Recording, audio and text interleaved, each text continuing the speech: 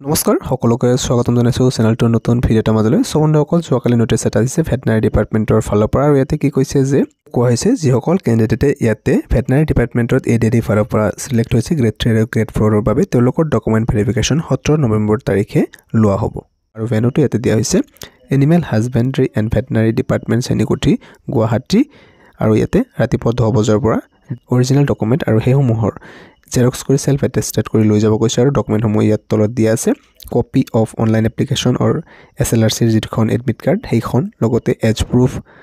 document ল'ব দিছে address proof educational qualification চাৰ্টিফিকেটসমূহ আৰু কম্পিউটাৰ প্ৰফিচিয়েঞ্চি যদি আছিলে কাষ্ট চাৰ্টিফিকেট যদি কোনো কেটেগৰীৰ পৰা বিলং কৰে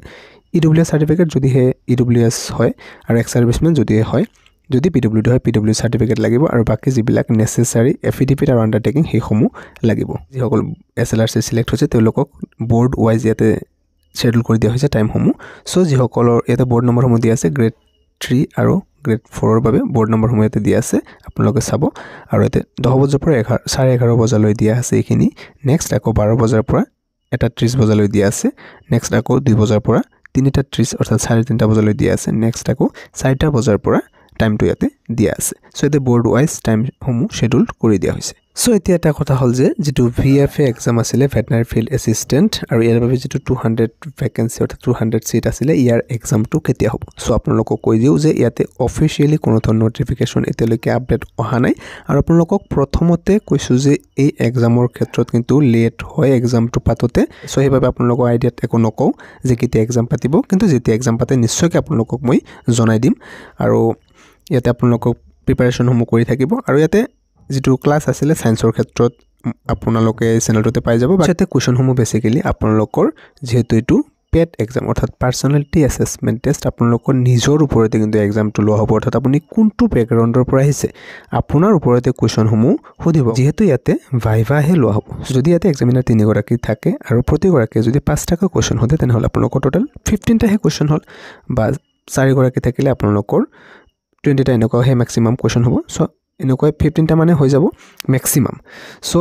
ইয়াৰ ক্ষেত্ৰত আপোনালোকৰ নিজৰ ওপৰতে কোৱেশ্চন সমূহ দিব যদি আপুনি ধৰক কোনটো ডিপাৰ্টমেন্টৰ ডিগ্ৰী কৰিছে নে মাষ্টাৰ ডিগ্ৰী কৰিছে নে কি পঢ়িছে বা এতিয়া কি কৰি আছে হেবিলাক সুধিব আৰু তাৰে পৰা আপোনাৰ ওপৰতে কোৱেশ্চন সুধিব আপোনালোকৰ আৰু এটা বস্তুৰ ওপৰত গুৰুত্ব দিব কাৰেন্ট এফেয়াৰ্স ঠিক আছে তো আপোনালোকে কাৰেন্ট এফেয়াৰ্সৰ ওপৰত কিন্তু গুৰুত্ব দিব কাৰণ কাৰেন্ট এফেয়াৰ্সৰ কোৱেশ্চন সমূহ ইয়াতে সুধে যে কাৰেন্ট কি হৈ গল কি হৈ আছে হেবিলাকৰ ওপৰত আমাৰ অসমৰ ক্ষেত্ৰত চাব আৰু নৰ্থ ইষ্টৰ কিছুমান চাব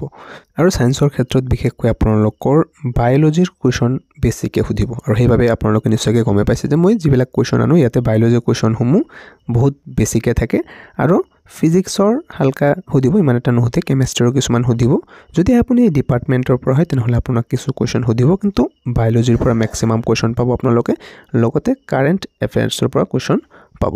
আৰু এটা কথা বহুতে সুধি থাকে যে ইয়াতে সকলো ক্যান্ডিডেটকে ইয়াতে পেট অৰ্থাৎ পাৰ্সোনালিটি অ্যাসেসমেন্ট টেষ্টৰ বাবে মাতিব নেকি যিসকলে এপ্লাই কৰিছে সো ইয়াতে সকলো ক্যান্ডিডেটক নামাতে ইয়াতে ক্যান্ডিডেটক মাতাৰ আগতে অৰ্থাৎ এডমিট কাৰ্ড ডাউনলোড হোৱাৰ আগতে লিষ্ট এটা মুকলি কৰিব ঠিক আছে লিষ্ট এটা মুকলি কৰিব যত এলিজিবল ক্যান্ডিডেটৰ নামসমূহ আৰু ৰোল নম্বৰসমূহ থাকিব যিসকল ক্যান্ডিডেটৰ নাম ইয়াত থাকিব অকল তেওঁলোকে এই পেট এক্সামত এটেন্ড কৰিব পাৰিব আৰু বাকিসমূহক এটা ৰিজেক্ট কৰি দিব কাৰণ ৰিজেক্ট লিষ্ট থাকে ইয়াতে প্ৰতিবাৰ যোৱাবাৰ আছিল তাৰ আগৰবাৰ আছিল কাৰণ বহুতে চাওক এটা ডকুমেন্টৰ ঠাইত আন এটা ডকুমেন্ট আপলোড কৰি দিয়ে বা যিবিলাক ৰুলসমূহ ফলো নকৰে বিশেষকৈ কিছুমানে ব্লাৰি ডকুমেন্ট দি দিয়ে সো প্ৰতিবাৰ তেনেকুৱা হয় সেই কাৰণে মই আপোনালোকক আগতো এপ্লাই কৰাৰ সময়ত বহুবাৰ এটো কৈছো যে আপোনালোকক যেনেকুৱা ৰুলস কৈছে সেই ৰুলস ফলো কৰি এপ্লাই কৰিব কোনো ধৰণৰ বেলেগ ডকুমেন্ট যাতে আপলোড নকৰে আৰু ইয়াতে পেট এক্সামৰ ক্ষেত্ৰত এটো ক'ব নোৱাৰো কেতিয়া পাতে সো হেদিনা মই ডিপাৰ্টমেন্টক মেইল এটা কৰিছিলো কিন্তু তাৰে কোনো ৰেসপন্স মই পোৱা নাই সো হেবাবে আপোনালোকক ক'ব নোৱাৰো যে কেতিয়া ইয়াৰ এক্সামটো পাতিব বুলি যিকিনো হক 2026 ৰ ফাৰ্স্ট মান অৰ্থাৎ জানুৱাৰী বা ফেব্ৰুৱাৰী তেনেকুৱা মানত পাতি দিব লাগে এটা আইডিয়া মতে ক'ব পাৰি মই শিওৰ নিদিও বা তাৰে আগতো দিব পাৰে বা দেৰি হ'ব পাৰে আপোনালোকে এটা ভাইভাৰ বাবে সায়েন্সৰ যিখিনি আছে সায়েন্সৰ খিনি আপোনালোকক মই কেদিন ধৰি ক্লাস আনিব পৰা নাই অকমান যেটো বিজি হৈ আছো সো মই স্টাৰ্ট কৰিম আকৌ কন্টিনিউ কৰিম ক্লাছসমূহ যত আপোনালোকে বায়োলজি কোৱেশ্চনসমূহ বেছিকৈ দেখিবলৈ পাব আৰু ফিজিক্স কেমিষ্ট্ৰি কিছু কোৱেশ্চন দেখিবলৈ পাব ইম্পৰ্টেন্ট যিবিলাক এক্সপেক্টেড হয় ইয়াৰ আগতে কোৱেশ্চন সুধে থকা কোৱেশ্চন আৰু যিবিলাক এক্সপেক্টেড মানে আহিব পাৰে হেবিলাক বাকি জিকে আৰু কাৰেন্ট এফেয়াৰ্সসমূহ আপোনালোকে নিজৰ ফালৰ পৰা চাব আপোনালোকক মই আগতে কৈ দিলো বাকি ইয়াতে কিছুমান আপোনালোকে চাব যে ইবুক ওলাব তাৰ পিছত মক টেষ্ট আকৌ টকা দি কিনিব লাগিব হেবিলাক পৰাপক্ষত আপোনালোকে তাৰ পৰা দূৰতে থাকিব নিজে প্ৰিপাৰেশ্যন কৰক এনে টকা খৰচ কৰি লাভ নাই সেইবিলাক বহুতে বিজনেছৰ বাবে কৰি থাকে বাকি আপোনালোকৰ ইচ্ছা আপোনালোকে যি কৰে সো ভিডিওটো ইমানেই আছিলে যদি কিবা আপোনালোকৰ ডাউট থাকে আপোনালোকে কমেণ্টত জনাব আৰু ক্লাছৰুম অতি সোনকালে আপোনালোকে পাই থাকিব ক্লাছৰুম ওৱানাৰ্ছ ৰেগুলাৰলি চেষ্টা কৰি সো নিশ্চয়কৈ লাইক এটা কৰি ৰাখিব নিজৰ ফ্ৰেণ্ডৰ সৈতে শ্বেয়াৰ কৰিব থেংক ইউ